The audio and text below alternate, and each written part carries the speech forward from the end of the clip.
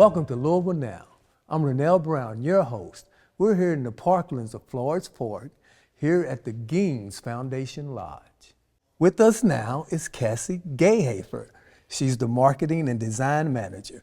Welcome, Cassie. Nice to meet you. Thanks so much for having us. What is the Parklands, Cassie? So the Parklands is an over 4,000 acre public park system. It's right here in Louisville, and it stretches from Shelbyville Road in the north all the way to Bardstown Road in the south. And we are open every day, 365 days a year, totally free to enter for the whole community to enjoy. What can visitors do here in the Parklands? Oh, there is something for everyone. So there's hiking, biking, paddling, fishing, picnicking, just relaxing. I mean, there really is just something for every person of every age and ability to enjoy. We've got 60 plus miles of trails for hiking and biking, and those are paved and natural surface. And we also have 19 miles of the Louisville Loop included in that. And that's a paved trail that runs north to south and connects all of the parks. We've also got 22 miles of paddling down Floyd's Fork here, which is our namesake creek. We've also got fishing piers, playgrounds, spray grounds, picnic spots. I mean, there's lawns everywhere, just beautiful scenic areas everywhere that you can just soak in nature and connect with it. Outstanding. Well, let me ask you about the fishing. Do you have to have a fishing license to fish in the fork? You sure do. So we've got several lakes and the fork here that are open for fishing, and you have to follow all the Kentucky Department of Fish and Wildlife Resources rules. So we do require fishing licenses for, I think it's 16 and older is the limit on that. And yeah, you can access it anytime. We do have a couple of ADA accessible fishing piers as well. Wow. I'm gonna have to come out and wet me a line. There you go. Okay, is there a membership available? Yes, so the park is free to enter already. So it's free to enter 365 days a year, but memberships are what help fund us. So we're totally visitor and donor supported. We don't have any tax dollars that support our annual operations. So all of that funding comes from memberships and donations from the community. So a donation any amount on our website at theparklands.org makes you a member for the whole year. You get all kinds of perks, discounts, all sorts of fun stuff that comes with that for a full year. That's wonderful. Well, let me ask you this. Can folks have events here? Sure can. So we do have 2 major wedding event venues, as well as several beautiful pavilions and other areas that you can rent out for the community. We have tons of weddings here every year. Here at the Gaines Foundation Lodge, where we are now, as well as the Hawkins Smith Barn and Turkey Run Park are kind of our major venues for that. A question about the kayaking. Do you have to have your own kayak, or do you guys provide kayak rentals? Yeah, so right now it is bring your own kayak. There's, I think, 7 put in and take out points throughout the Parklands from north to south. So you can bring your own anytime. And the CFS levels, so you can see the water levels, is all on our website, just at the very top of our homepage. So you can always see if it's a good day for paddling. What are some misconceptions people may have coming to the Parklands? Sure. So the Parklands is a totally beautiful space that was created by the community for the community, and it actually is not a city park. So I think a lot of people think we do get funding from tax dollars or from the city, but it's all fundraising done in-house, and we raise all the money to keep this place safe, clean, fun, and beautiful all year round. We get nearly 4 million visitors every year, and I mean, if we were a national park, that puts us in the top 7. So we have more visitation every year than Acadia National Park, and just a little bit less than Yosemite National Park, which is pretty impressive, but it's free to enter but not free to maintain. So a lot of that funding does come from our community to help keep this place so beautiful for everyone. Well, I tell you what, it is a beautiful location, and it's a lot to see out here. And as I was sharing earlier, the critters and nature and the plant life, and it's a wonderful location. Absolutely. Wonderful park. We'll be right back to talk about some programming here at the Parklands after the break. Copper wire theft is robbing us of our safety. Thieves are targeting our essential infrastructure, darkening roadways, disrupting emergency services, shutting down internet networks, and causing over $1 million in damages just last year. Copper wire theft is illegal. Mayor Craig Greenberg's Copper Wire Theft Task Force is getting results, but your help is needed. If you see something suspicious, call Crime Stoppers at 502-582-CLUE. You could get a $5,000 reward.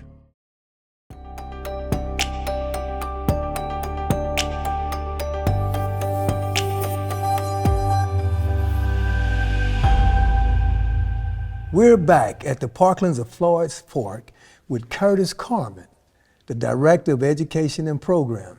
Welcome, Curtis. Yeah, nice to be here. Thank you. You're welcome. Curtis, tell us about some of the educational programming available at the Parklands. Sure. Well, we always like to say that we serve audiences from pre-K to gray, so all the way from pre-K kids through adult education. So we hope there's something for everybody out here.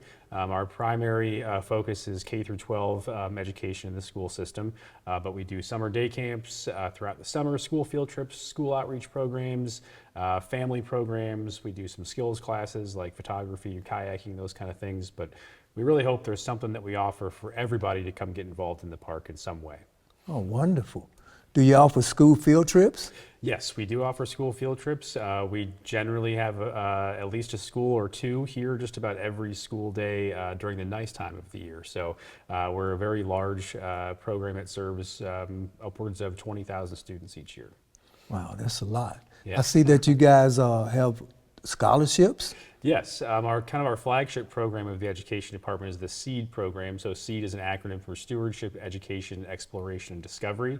So that program focuses on Title I schools in Jefferson County and other surrounding counties to provide outdoor experiences at no cost. So one of the biggest barriers to a lot of schools coming on a field trip is either cost or the cost of transportation. So we pay for transportation, we waive our fee, and we get those students out here at least 4 times throughout the school year. And then we also provide free summer scholarships to our camps as well. So we want these kids to really have every opportunity to have great experiences in the outdoors. Man, that's wonderful. Yeah, it's we have a lot of fun with it. Yes, sir. Tell us about your seasonal camps. Sure. So anytime school is not in session, so summer, spring, fall break, winter break, we do outdoor adventure camps here. And so we do all kinds of things from creek walking to fishing, kayaking, archery, biking, but they're offered for students in K through 9th grade during the summer and then K through 6th grade during the spring, fall, winter, and spring. Oh, cool. What's the cost? So the cost is, for a full week of summer camp, it's $250 for a member of the Parklands, is a great way of supporting us, and $275 for a non-member. And then, like I said, we do have spots every week that we give free to our students that we work with in JCPS. Yeah, so it's a fun time of the year out here in the park. Well, it sounds like it. Any events coming up soon? Yes, we've got a watercolor class coming up this weekend, so learning how to paint watercolor outside. We'll have a kayaking 101 program coming up in August, as well as a Friday at Floyd's event where we have a lot of food trucks, vendors, kind of a big party out in the park. Oh, wonderful. I'm trying to get out here for that. You should. It's a lot for of that fun. event. How can people find out more about these programs? So the best way to find out about our programming is to visit our website, theparklands.org. You can find all of our programming on our events calendar. So it'll tell you what's coming up, give you some ideas of what types of things that we offer. And like I say, hopefully you can find something that you enjoy doing out here. I'm sure you could. Yeah, because I tell you what, I'm coming out to wear the line. Yeah, they're very good. Well, awesome. Thank you, Curtis. And we'll be right back. Hard work on me, hard work on 3. 1, 2, 3. We're out here at Ballard High School with our annual football camp that we team up with the NFL, Devontae Parker. There you go. Good job. It is one of the biggest things we do all year long. It's just out building that stronger relationship, starting at the lowest level you can with today's youth, building that trust, and then going through the parents.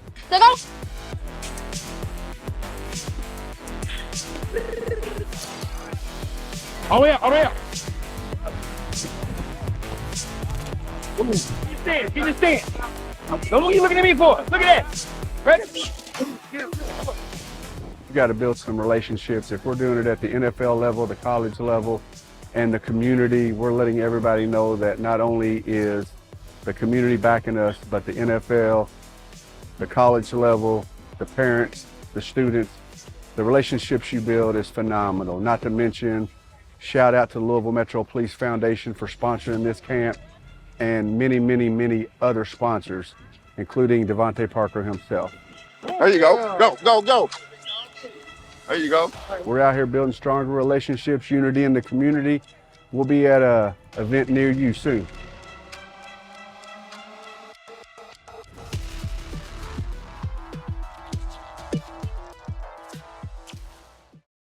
Welcome back to Louisville Now. I'm Ronell Brown, your host, and we're here today with Aaron Boggs. He's the Director of Horticultural, Natural Areas, and Trails.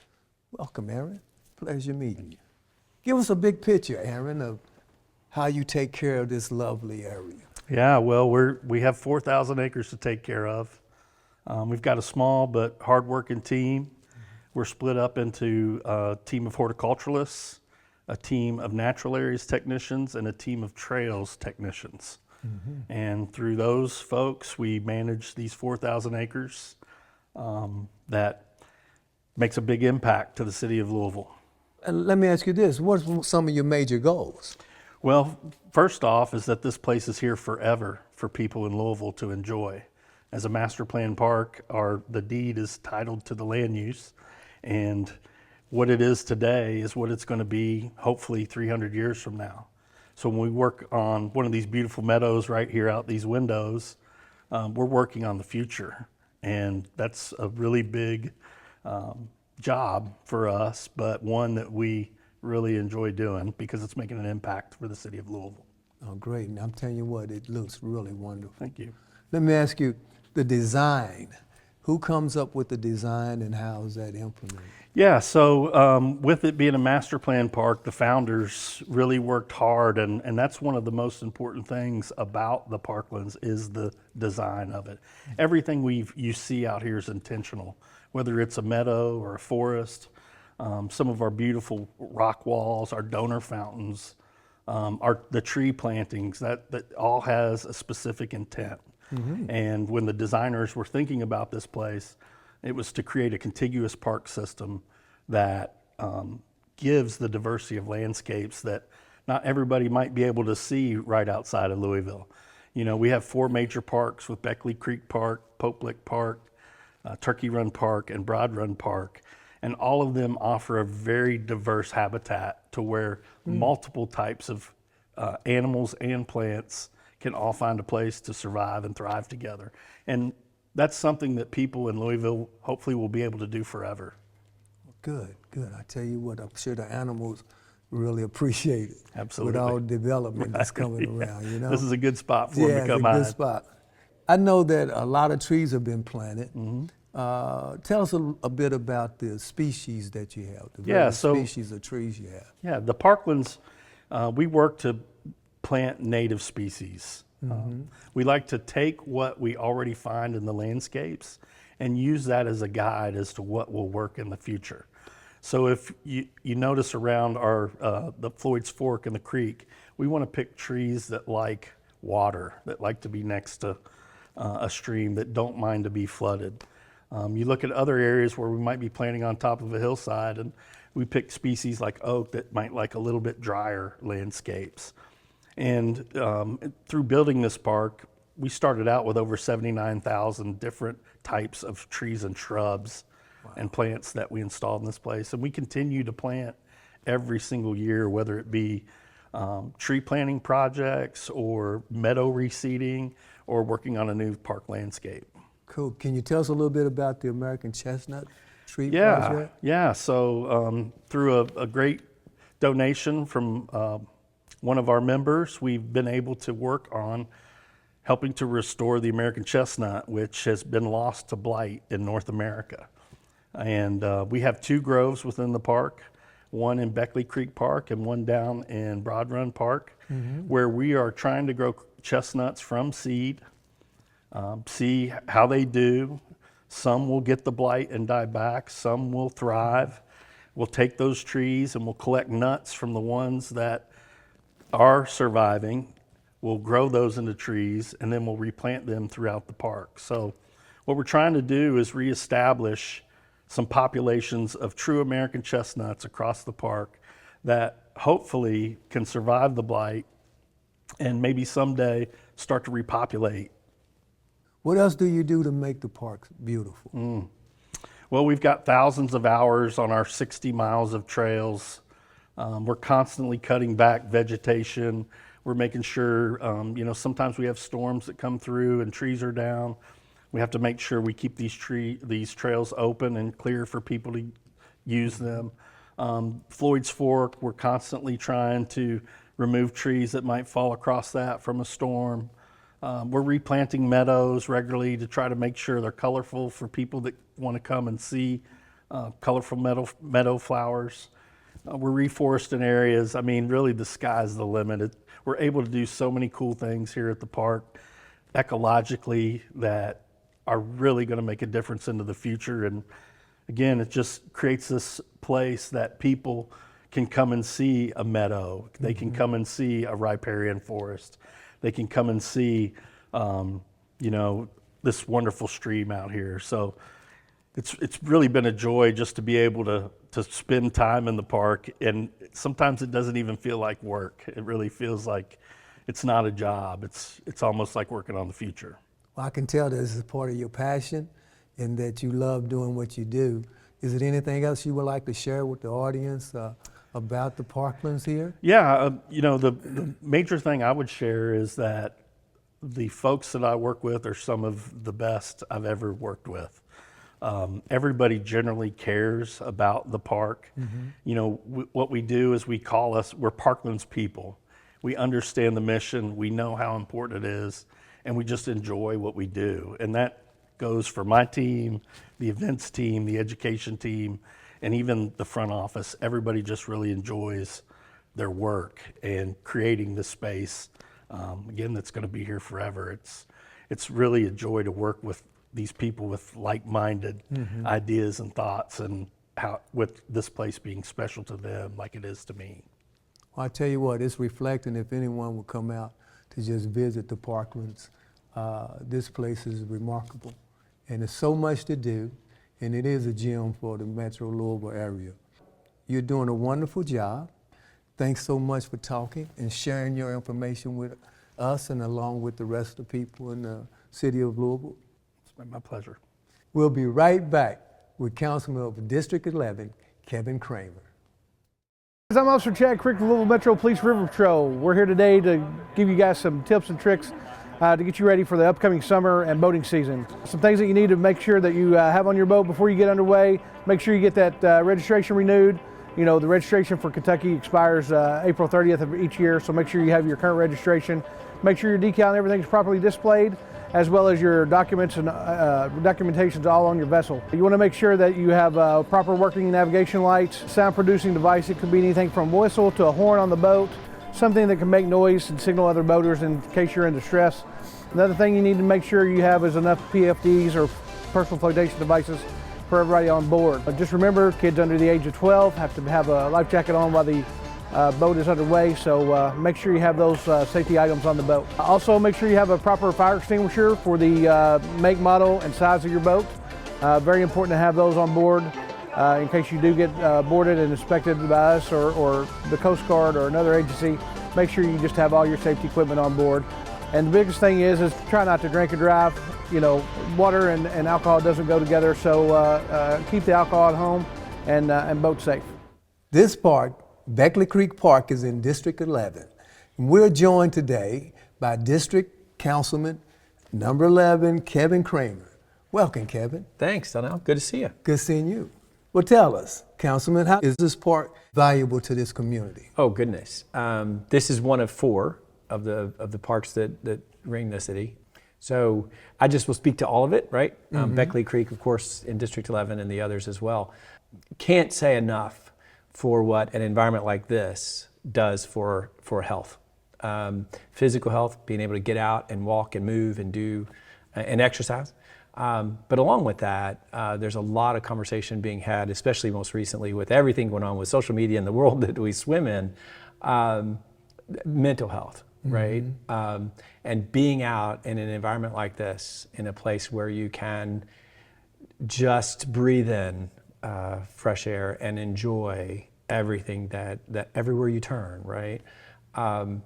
It brings benefits both for mental wellness as well as the physical health. And so couldn't be more happy to have this amenity right in the heart of District 11. Oh, sweet, sweet. The Parklands support a thriving, connected, and resilient Louisville, making our city a great place to live now and for generations in the future. How does that? Absolutely. And one of the neat things about the parks is they're all connected together, both with our roads that have been here for a number of years, but there was so much deliberateness in building these out that we have a bike path that connects each of the parks. And so if you haven't been out on the bike path yet, if you haven't had a chance to get out and go from park to park to park, I strongly encourage it. It is amazing when you pull off of Shelbyville Road and you hop on the bike trail, how close Taylorsville Road is. You know, when you're cutting through the park. Most of us who drive on Shelbyville Road and then drive on Shelbyville Road, we see that as a great distance. But when you're going through the parks, first of all, you're caught up in all the beauty, so you don't realize how long you're there. But it's amazing how close those parks actually are.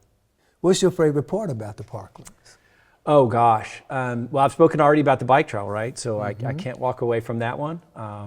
One of my first experiences with the Parklands was riding on that bike trail. There are a couple places where it gets pretty steep, and I was fortunate and happy to be in good enough shape to get up.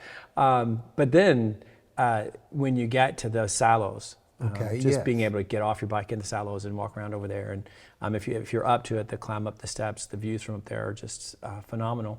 And then of course the creek. If you haven't had a chance to kayak, if you enjoy the water at all, there are several times during the year where you can put in right here at Beckley Creek and canoe or kayak down Floyd's Fork.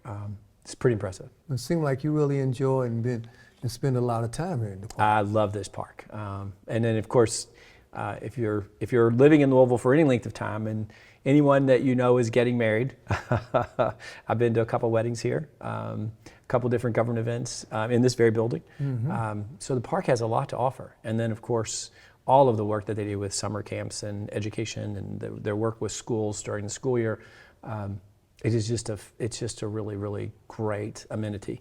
I'm really proud of the fact that in the last just couple months, we opened a section of the bike trail that goes from the egg lawn over into Beckley Hills, so that folks who live over there can, without having to get in their cars, without having to put their bikes on a bike rack somewhere, they can grab the bike out of the garage, right out of the neighborhood, hop on the bike path, get into the park, and then get to the rest of what's here. So my vision would be that more and more of us in Louisville will have that kind of access to the park, where we can get into it and use it without having to get into a car first. That makes it really convenient, doesn't it? It offers tremendous benefit to the community. Again, even if all you focused on, very narrowly focused on the mental wellness and the physical health, that alone makes it worthwhile. Add in the education component and all of the other things. You just have to love the parks. Oh, that's sweet. Well, let me ask this last question. Sure. Why is it so crucial to Louisville, this park? I think we've done something that's really exceptional. I'm not saying we're the only place in the United States that has this kind of a ring of parks, but we are one of very few. There aren't very many places around the country that you have access to a trailhead that puts you on a bike path that connects to several different parks, and that ultimately will connect you back to a Louisville loop that gives you access to most of Louisville on your bicycle. So this is unique. I don't know how many people recognize or understand that that's true, but travel a little bit, pay attention to what's going on around the world, around the country, and you'll see we're really fortunate. This is a really unique opportunity for us. Well, thank you. Thank you for joining us today, My Councilman. pleasure. Happy to be here. Good seeing you. Thanks. Stay tuned, and we'll be right back. Copper wire theft is robbing us of our safety. Thieves are targeting our essential infrastructure, darkening roadways, disrupting emergency services, shutting down internet networks, and causing over $1 million in damages just last year. Copper wire theft is illegal. Mayor Craig Greenberg's Copper Wire Theft Task Force is getting results, but your help is needed. If you see something suspicious, call Crime Stoppers at 502-582-CLUE. You could get a $5,000 reward.